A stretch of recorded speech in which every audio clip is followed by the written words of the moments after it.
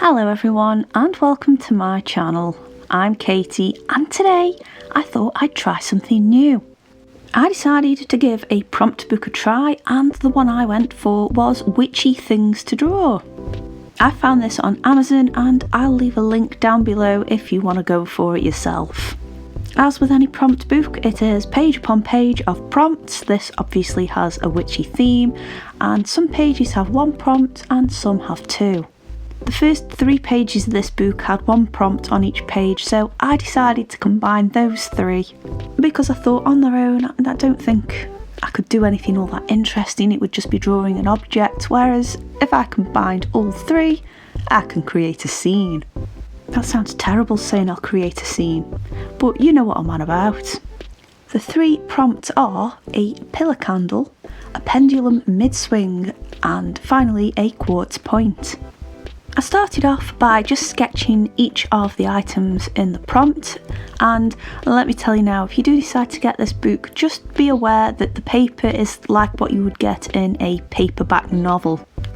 It can take pencil, it can take coloured pencils, but I don't think you're going to have much luck with any wet medium. Any ink that you might choose to use in there, I'd probably recommend a ballpoint pen, but I haven't tried that myself, so you've been told. So yes, back to the drawing. I must admit though, it did take pencil very nicely. So I thought I'd just practice drawing each of the items and different angles and different ways of doing them. So for the pillar candle, I did several stages of them being burned, melted and extinguished.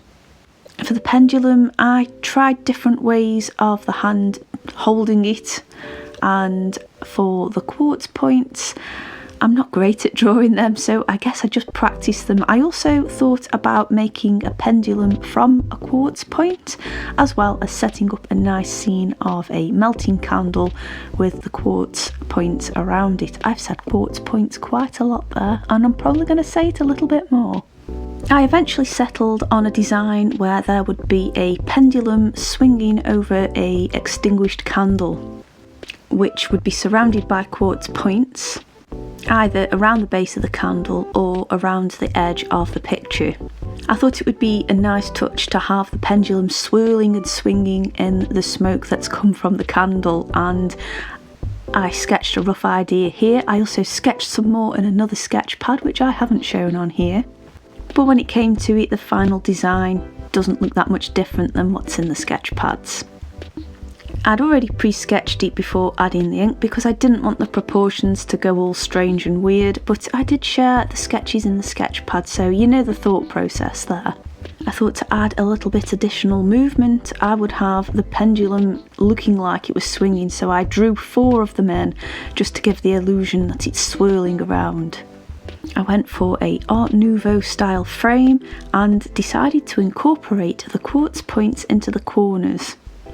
The paper I used was watercolour paper, and I can't for the life of me remember what, but I think it might have been the Derwent Inktense paper. And I used a black liner pen to get all of that line work down. I thought this would be a nice opportunity as well to use the handmade watercolour paints, which I did a video on a little while back. I thought I would get the fiddly bits of the background done first, and I used paints that were called magnetite paints. I haven't actually played around with the magnetic properties, I just like the colours and the gorgeous granulation from the iron filings that are in there.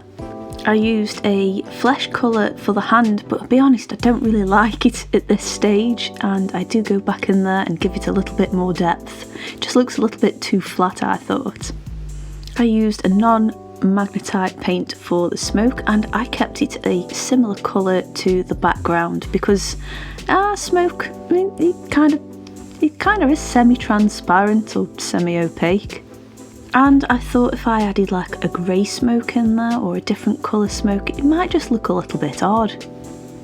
I continued with the background using a fine brush and just applied it directly onto the paper. I didn't want to do a wet and wet technique on here using clean water, and I opted for direct painting and mixing the colours on the page. So why did I pick a Witchy Things book? Well, I thought it would be quite interesting. It was something I was interested in when I was younger. And throughout my life, I have been around people who were very spiritual, and this was part of their lives, and they talk about it, and I don't know, it was interesting. It's just something I thought would make a good art subject as well. And I thought it would make a nice alternative to doing a tarot card every week, because they really did take a very long time. And I've also got a little bit more creative freedom with this. I mean, a tarot card is going to be a painting of the card I pull, so I'll still do that. I'll do one every now and then, but I think this is a great alternative instead, and it's much more fun. I added a very light wash of a lavender blue, and I also added some pillar candles at the bottom as part of the framework. I've just added a little bit of colour in there. To give the smoke some depth, I just added a few areas with another layer of paint, and I just continued to keep working into the paler areas on here. So do any of you guys use prompt books? For me, I picked it up when I was having a bit of artist block a couple of months ago, and I must admit I didn't do any of this during that phase, but I think perhaps just knowing I've got a project kind of motivated me a little bit more, which is why I feel like I've been a little bit more on form with things. So let me know in the comments if you use prompt books and do you find them useful. I decided to add a thicker outline on here using a paint marker, and I think that gave everything a little bit more of an Art Nouveau feel. I was beginning to think that the original lines that I'd put down were beginning to get lost, but once I added this other line work on, I got a more clear scope of where this painting was going. I also used a white one to add in some highlights in areas, and it did help me to start improving that hand. For the chain that was holding the pendulum, I used a straight surface. I think that might be my protractor. And I did dots to emphasise the chain, and I selectively left out a few areas, again just to create that depth, because it's swirling around that smoke, so that chain's not going to be completely visible everywhere, is it?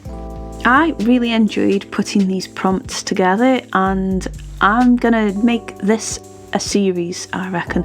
Let me know in the comments what you think, as always, but I think I'm going to do it anyway, and I really do hope you enjoy it and follow me along with this journey.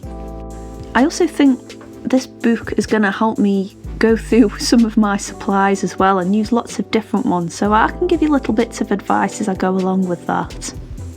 I decided to just add a little bit more tone onto that hand, and it was already looking a lot better, and it was just a case of adding finishing touches here.